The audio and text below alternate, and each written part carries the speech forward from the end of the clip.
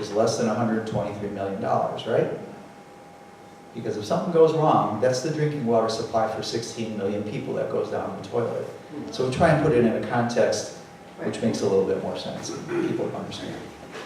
That kind of gets to my question. You say if something goes wrong, there goes the drinking water for 16 million people. I mean, what is the failure pathway that lets that happen? And then what are the efforts that somebody would try to take to stop it? I mean, what is the failure mode and how does it? All right, well, in the case of Zion, again, this is something we should be aware of too. What we've observed over the last 7 years is every decommissioning thing we've looked at has some unique thing that doesn't match anywhere else. So I'll tell you what Zion is, and maybe you can extrapolate it to BY here, but in the case of Zion, we have 63 dry casks on a pad that's roughly 200 by 250 feet.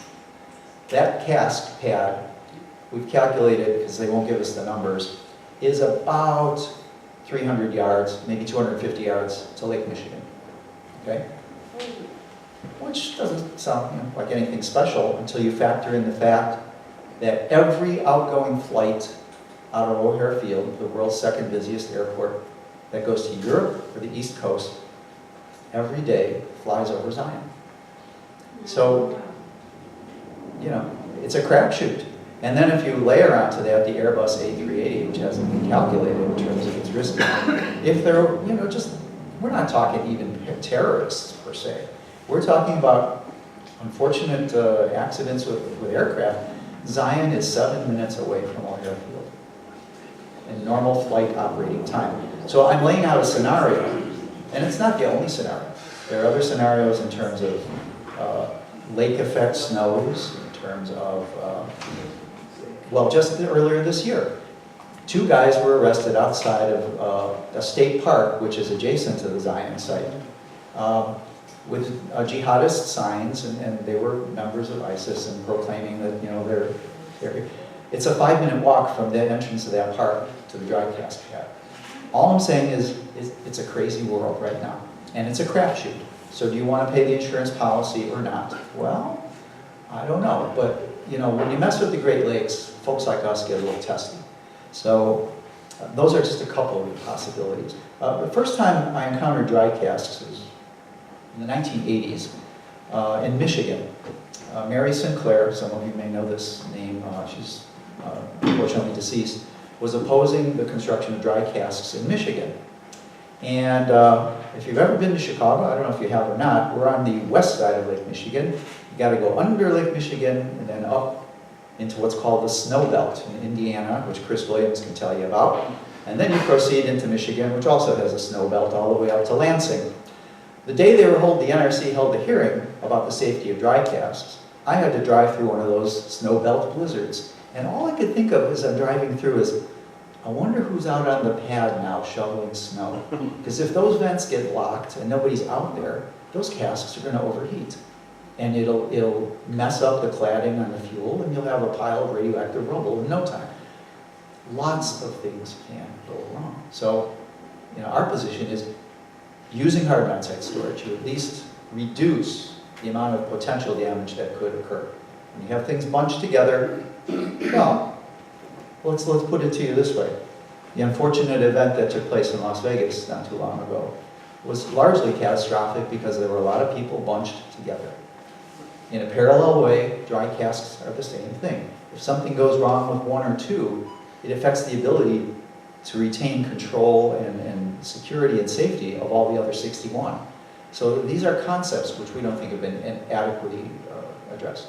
Does that answer your question? Well, not really. I guess you say the plane hits the cask and the cask will melt down, and then you'll have corium going into the lake. I mean, yeah. I'm trying to sort of put the pathway. Yeah. So you would have 300,000 liters of aviation fuel. You would have a fire, first of all. If any of the other vents get blocked, you know, from the other dry casks, which was kind of likely if you're bringing down a 500-ton aircraft, fully loaded, fully fueled, whatever, you knock over some of the casks. That's a possibility.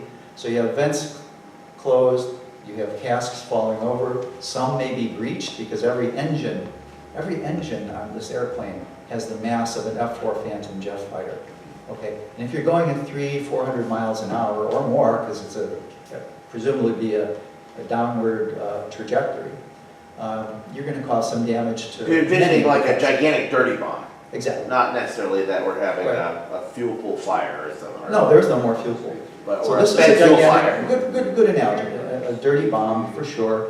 And then whatever the local operating conditions are happening, rain, snow, sun, wind, it all factors in, but it usually goes one place, water rolls downhill. And the only thing downhill from the Zion site is Lake Michigan. So I won't say it would happen immediately. I won't say how much it would happen. I'm just saying, has anyone really? Well, what I guess they would do is simply raise the limit on what you could be exposed to. Right? Everything's fine, we're just raising the limit. Well, there you go, folks. We have a solution. Is that a question or a? That's a question, David. What is Alice McFarland doing? Is Alice, have you ever spoken to Alice McFarland? Is she speaking out on this issue at all? Not currently. She's back in academia, and that's all I know. She's still a geologist, though. Right? She didn't renounce her profession. So I don't really know more about her. What was her name again, please? Allison McFarland. She was the NRC chair a few years back, for a few years, about 2.5 years. We call her the den mother. Right? Yeah, about the hardened on-site storage. Just like as a practical matter,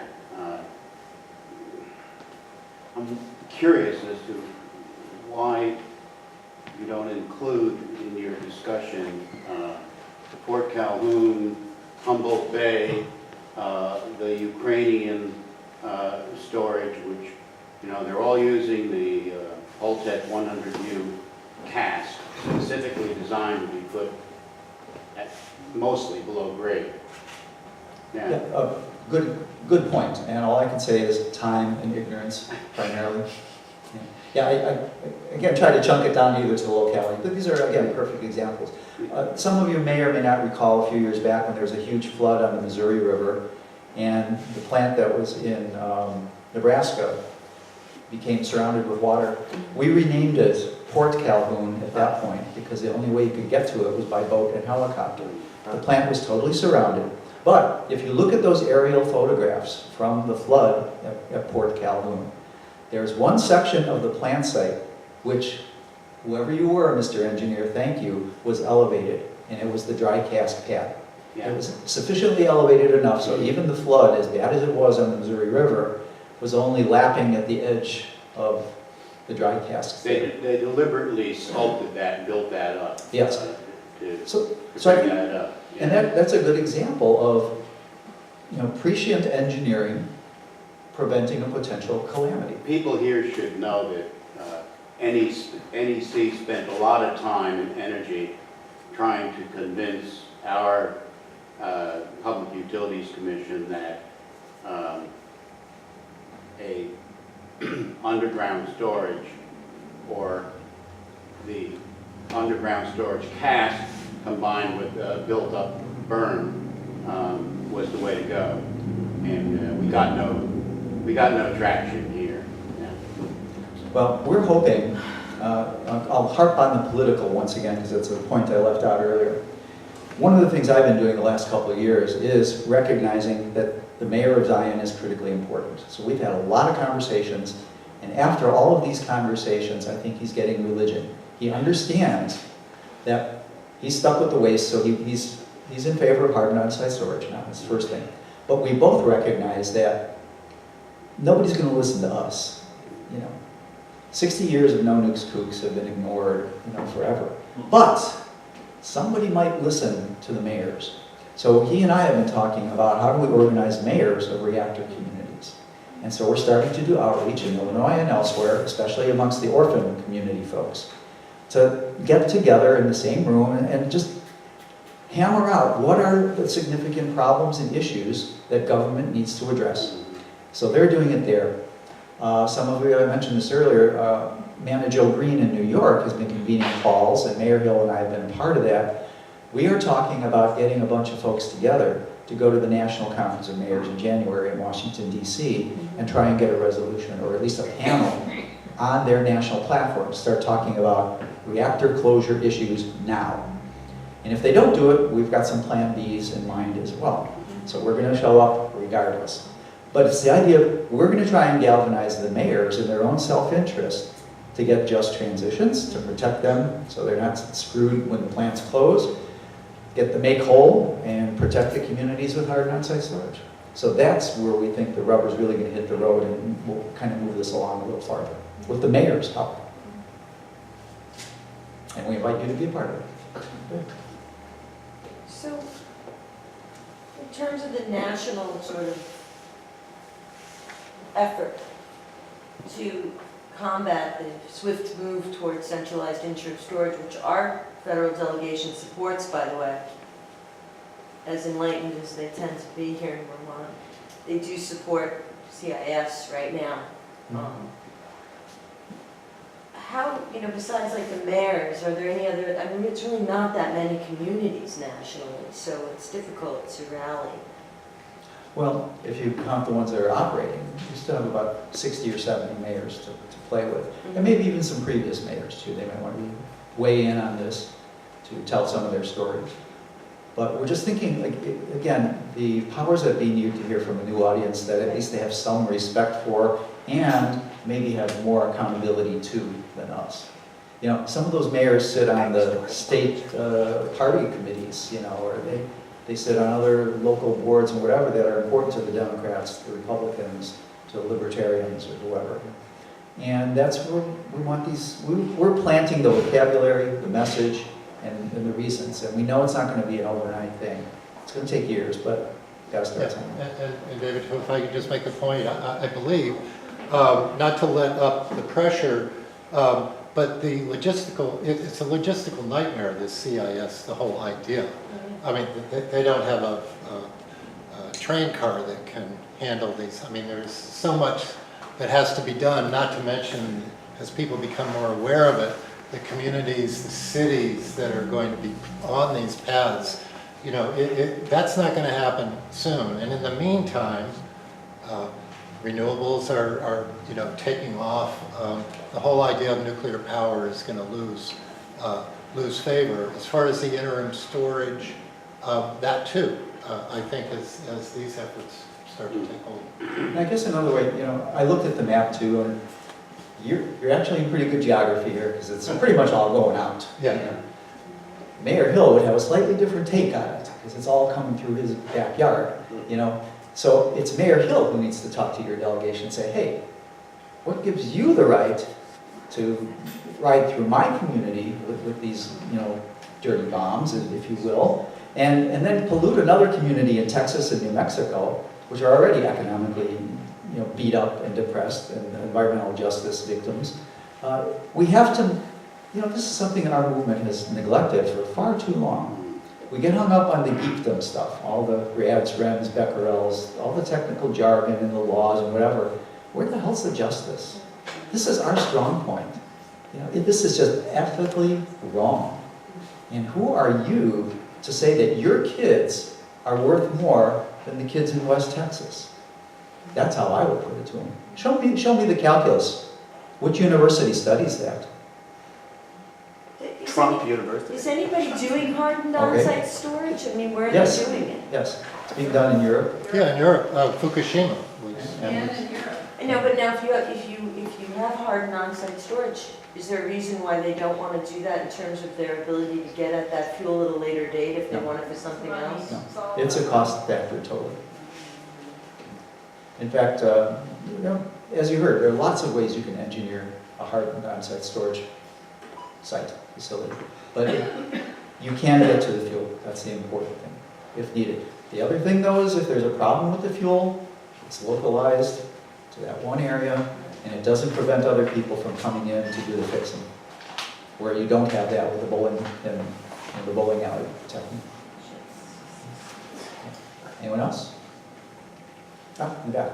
Yeah, I was wondering whether you had ever come across the use of constant water spray during when they take down the concrete buildings to eliminate the dust going around, because here we're just Vermont Yankee is just across the road from a public school. Yeah, and this is, again, is another interesting compare and contrast situation. The vendor in Illinois was a company called Zion Solutions LLC, which is a subsidiary of Energy Solutions, which is based in Utah. And they cut a sweetheart deal with Exelon Corporation in the late, early 2000s there, 2008, 9, 10. They tell us that their proprietary techniques utilized something along the lines of what you said. They did a lot of that internal rubblization with the reactor buildings closed primarily, and they tell us it was largely done robotically. Eventually you got to get the stuff out of there, that's for sure. How they did that, that's part of the problem because of the transparency issue. We didn't get a lot of good material back from these guys. That's actually a point I neglected in the slideshow because I was in a hurry, but we think that local community oversight groups need to have the ability to have that level of detail, to be able to get into a site, to have reports, have them in a timely way, have them reported to the state legislature, to answer the kinds of questions that you just brought up. So in our case, yeah, that we were told there was that spray and this proprietary technique, and they did the internal gouging, and then the rest is allegedly just concrete rubble, which they're shipping out to Utah. Now, if it's just concrete rubble, I don't know why it's going to Utah, because that's a radioactive waste dump, but that's another discussion. I'm sorry I couldn't answer your question any more fully than that. Thanks. Where do you fall out on the controversy surrounding the use of these Holtec casts versus the 9-inch thick cast or casts that Donna Gilmore prefers? Yeah, I've heard arguments both ways on this, and I'm sure all of you have too, which cask is better. Dave Lochbaum made a fairly interesting critique of the 9-inch casks as well, in terms of thermal conductivity and things like that. So it has its deficits as well. I take a step back, first of all, acknowledging that all we're left with is the cream of the crop. That would be our choice, whatever it is. And I hearken back to a late whistleblower that we knew in Illinois, whose name is Oscar Shirani. He was a rising star in the ComEd Exelon company for many years. He was an engineer. He was a quality assurance expert. He was in international demand at conferences. And lo and behold, when Oliver Kingsley came on board at Exelon Corporation as their chief nuclear person, there was a big push to get dry casks built, put up at Dresden and I believe Quad Cities. Those are the two oldest reactors we have in Illinois. And Oscar's team evaluated the process and said, whoa, I can't sign off on this. There's no quality assurance. He went through the documentation, so there's no way we could verify that those casks will perform the way you say they're going to do it. And he got blackballed. He got laterally arabesqued. He eventually was forced into leaving the company. So suddenly, the star of the show is a pariah. This is what sticks with me, is whatever design gets picked, can we go back to the quality control trail, paper trail, and verify it? So again, knowing that all engineering somewhere along the line is going to have a glitch, I guess maybe some of the casks are better than others. I would say Kevin Camps would be the person to bring in here to talk about that, not me. In terms of the thick wall versus thin wall, let's at least examine the fact that the thin walls are probably pretty crappy. Yeah. So let's start with that and address that point. They can't be repaired. Yeah, or inspected. Well, great. And that's part of the thing we were insisting on with Haas, is the casks need to be remotely monitored in real time. So, But Dr. Singh says they're safe. there you go. Very Well, David, sing, sing, sing. thank you. We should For what? close. Oh, you guys don't want to stay anymore? So don't you feel better now? Oh, yeah, yes. Thank you very much.